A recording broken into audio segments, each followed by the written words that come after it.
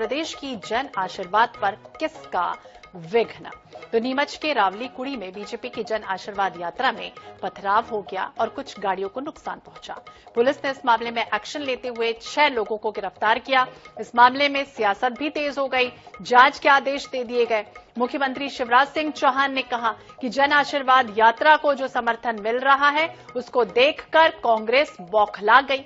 ये भी कहा कि कांग्रेस जो हथकंडे अपना रही है उससे उन्हें सफलता नहीं मिलेगी। इस मामले में गृह मंत्री नरोत्तम मिश्रा ने कहा कि कमलनाथ और दिग्विजय सिंह कई महीने से उकसाने का काम कर रहे थे। इसके अलावा भाजपा के प्रदेश अध्यक्ष वीडी शर्मा का भी आरोप है कि कांग्रेस के अपराधियों और गुंडों ने यात्रा पर पथराव किया। जन आशीर्वाद यात्रा को मिल रहे अपार जन समर्थन से कांग्रेस घबरा गई। पुलिस ने 19 लोगों को नामजद आरोपी बना दिया और अब तक 6 आरोपियों को गिरफ्तार भी किया जा चुका है। वीडियो के आधार पर अज्ञात लोगों की पहचान कर उन्हें भी आरोपी बनाया जाएगा।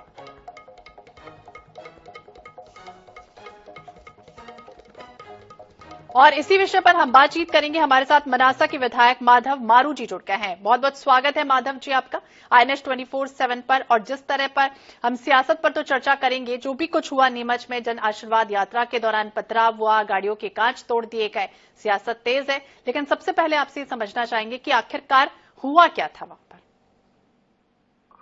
कल जन आशीर्वाद यात्रा मनासा तहसील में थी, विधानसभा क्षेत्र में, और वहां से पूरा कार्यक्रम दिन भर के बहुत अच्छे होकर जब वहां पहुंचे हम चैनपुरिया ब्लॉक रावली कुई गांव में, वहां पे लगभग 3 जगह हमारा स्वागत हुआ।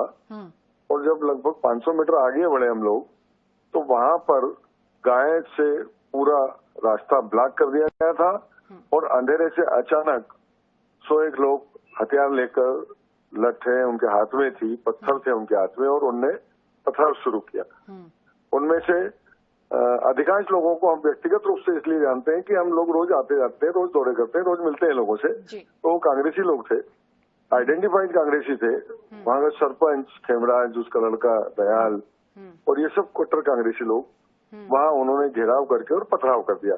अचानक उस थोड़े पथराव से हम लोग भी बड़े हतप्रभ थे, क्योंकि अगर उनको कोई बातचीत करनी थी किसी विषय को लेकर, जिस विषय की वो बात करते हैं चीता प्रोजेक्ट को लेकर, वो सेंट्रल गवर्नमेंट का प्रोजेक्ट है, वन विभाग की जमीन है और वन विभाग ने वहां अपनी बॉर्डर बना रखी है, बाउंड्री बना रखी है, उस बाउंड्री पे ही वो अपनी फेंसिंग कर रहे हैं।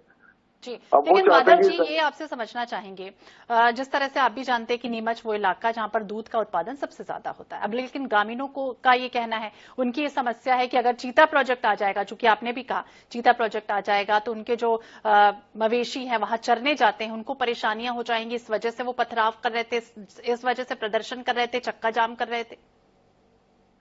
बिल्कुल सही कह रहे हैं आप। चीता प्रोजेक्ट आने से उनकी किसी जमीन पे कोई अतिक्रमण नहीं हुआ है, वहाँ किसी का भी कब्जा नहीं है, वहाँ वन विभाग की बॉर्डर बनी हुई है। ये अपने जानवर उन जंगलों में चराते हैं, उससे उनने दो नुकसान किए इन जंगलों को कि वहाँ पौधे चलने देते हैं। तो माधव जी आपको लगता नहीं कि अब जब जिस तरह से परेशानियां बढ़ रही हैं, ग्रामीणों को हो सकता है भड़काया गया हो, अब कोशिश ये होनी चाहिए कि उन्हें समझाया जाए कि इस तरह से उनकी तकलीफें बढ़ेंगी नहीं, कम हो जाएंगी, बल्कि सब वहाँ बैठ के सब चीजें हो चुकी थी, इसकी बैठकें हो चुकी थी, उसमें सांसद जी थे, कलेक्टर थे, DFO थे, CCF थे, सब लोगों ने मिलकर बैठकें करके और सारी चीजें सॉर्ट आउट कर ली थी। लेकिन ये न्यूसेंस क्रिएट करने का काम कांग्रेस ने किया। वहाँ जो सामान्य नागरिक है वो संतुष्ट है, उनने तो स्वागत किया, वहाँ पे 3 पॉइंट बना के स्वागत किया उन्हें। लेकिन कुछ कांग्रेसियों ने ये इस तरह की हरकत की कि शुद्ध रूप से कांग्रेस असल में ठीक है। तो बिल्कुल जो भी कुछ हुआ अब देखना होगा आगे क्या कुछ होता है। बहुत बहुत शुक्रिया माधव जी बातचीत करने के लिए। मनीष बागड़ी हमारे साथ, हमारे सहयोगी इसी विषय पर जुड़ गए। मनीष, क्या जानकारी मिल रही है? क्योंकि विधायक तो ये कह रहे हैं कि पहले से शॉर्ट आउट कर लिया गया था पूरा मैटर, लेकिन उसके बाद भी जो वहां पर पहुंचे थे वो सब कांग्रेसी के कार्यकर्ता थे और उन्होंने इस तरह से पथराव किया, हंगामा क्रिएट किया। जी हाँ, बताना चाहूंगा कि जिस तरह से पूरा मामला सामने आया है, इसका विरोध आज से नहीं, करीब 2 से 3 महीने पहले से विरोध चल रहा है और एक समय विधायक, मनासा विधायक भी इन ग्रामीणों के साथ खड़े हुए थे। और जब ये पता चला कि चीता प्रोजेक्ट के लिए विरोध किया जा रहा है, केंद्र का ये पूरा प्रोजेक्ट, तो कितने गिरफ्तार हो चुके हैं? कितने गिरफ्तार हो चुके हैं? क्या पूछताछ में खुलासा हुआ? क्या कुछ कह रहे हैं? वो कौन लोग थे? हाँ, इस पूरे मामले में अभी तक करीब 30 से ज्यादा ग्रामीणों को कांग्रेसी नेता सहित एक बीजेपी नेता का भी गिरफ्तारी की बात सामने आ रही है। इसमें से करीब अभी 5 लोगों की गिरफ्तारी हुई है। करीब 15 लोगों को पुलिस ने हिरासत में लेकर उनसे पूछताछ कर रही है। और कल रात को डीआईजी साहब और एसपी भी इस घटना की मुआयना करने के लिए मौके पर पहुंचे थे और उन्होंने भी वहाँ पे चर्चा की है, ग्रामीणों से बातचीत भी की थी। और तो सत्यता है क्या वाकई में कांग्रेस के कार्यकर्ता थे? जी हाँ, बात कहीं ना कहीं ग्रामीणों के द्वारा लंबे समय से इसका विरोध चल रहा है। 5 दिन पूर्व भी कलेक्टर से कुछ ग्रामीण आके मिले थे और उन्होंने ज्ञापन भी सौंपा था और उन्होंने कहा था कि हमारी दुधारू गाय है जो दूध देती है, वो गाय वहाँ चरती है।